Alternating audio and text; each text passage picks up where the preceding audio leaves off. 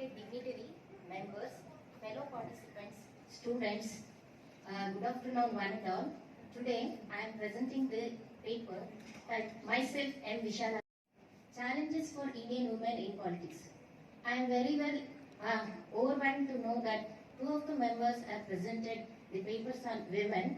Today I am also presenting the challenges for Indian women in politics. The objectives of my paper is the importance of women participation in politics, the challenges faced by Indian women for participation in politics and its impact on society, and the preferential remedies for women to participate in politics. These 3 points I am covering in my paper, and the why women should participate in politics, the importance. Why? Because women work across party lines, and women have to be highly responsive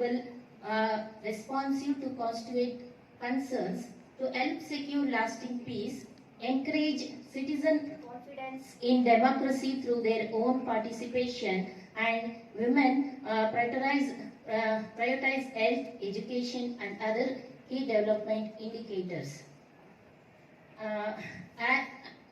And we can gauge the importance of women participation in politics through Kofi Annan's words. Study after study has taught us there is no tool for development more effective than the empowerment of women. No other policy is as likely to arise economic productivity or to reduce child and maternal mortality. No other policy is as sure to improve nutrition and promote health, including the prevention of HIV/AIDS. No other policy is as powerful in increasing the changes of education for the next generation. Through these words, we can know the importance of women participation in politics. Challenges for women, Indian women in politics. So the first challenge is women as voters. We all know women participate as voters since the first election in India, but there was a very low enrollment during that time. But since 2014, when female voter turnouts surpassed male turnouts in various states.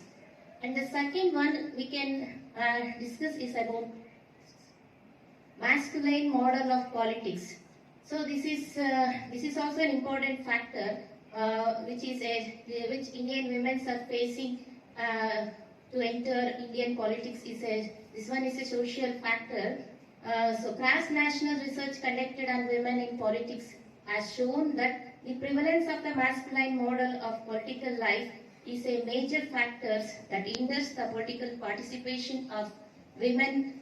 Political life is organized along male norms and values, and thus deters women from entering into it. The second one factor is lack of party support.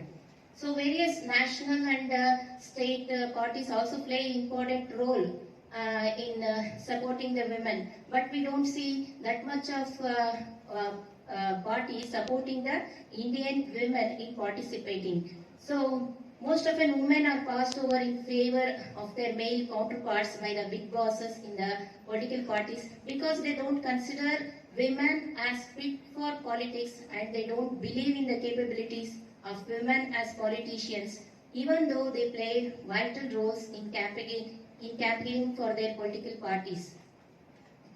Electoral system. In addition to the lack of support from political parties, research has also found that the type of electoral system prevalent in a country plays a major role in the representation of women in that country's parliament. A global study has shown that proportional representation system favor the representation of women in parliament compared to constituency-based election system.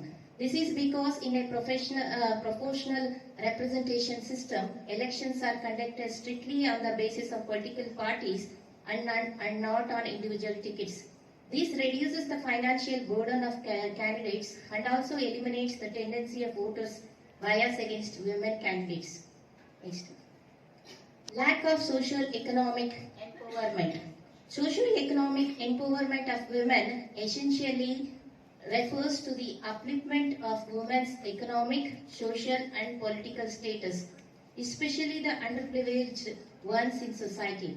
It is the process of guarding them against all forms of inequality and discrimination. But in India, women in India represent 29% of labor force at present.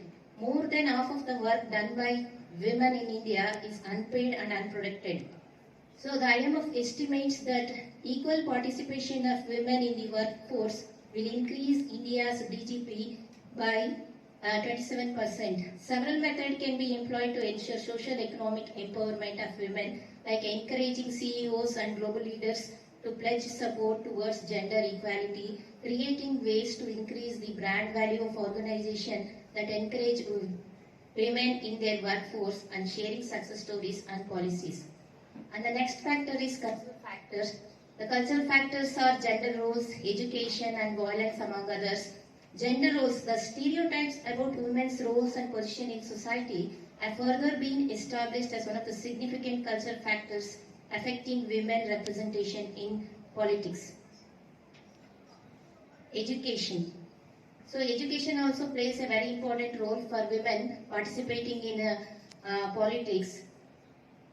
Cross-national research conducted in IPU 2008 indicated that literacy and limited access to education and choice of professions also contribute to the underrepresentation of women in politics in general and in parliament in particular.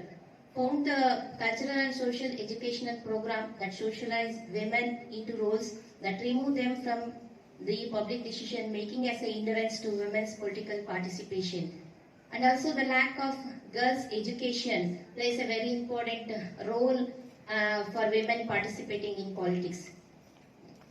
And the electoral violence against the women is also one of the important factor hindering the participation of women in politics, and also the insecurity which builds resistance to women's participation from their family members and which well-wishers is also one of the important socio-economic factors for women participating in politics. And the role of the media. It is argued that the power of media in building credibility and influence in politics is also formidable. Yet the media cultivates gender bias and promotes a stereotype about women's place and does not adequately inform the public about the rights and roles of women in society.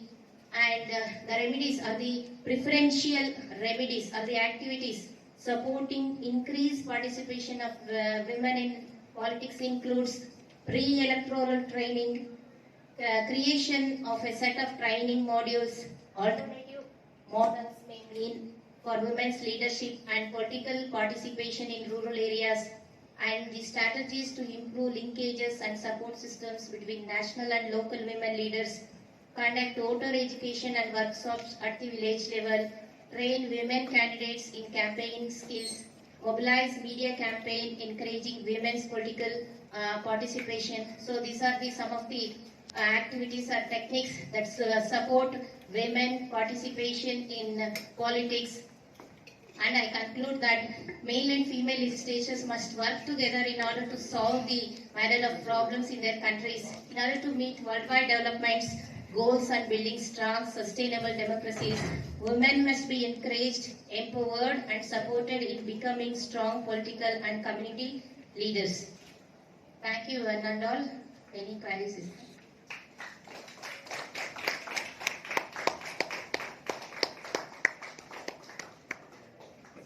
Queries are there, no? You said?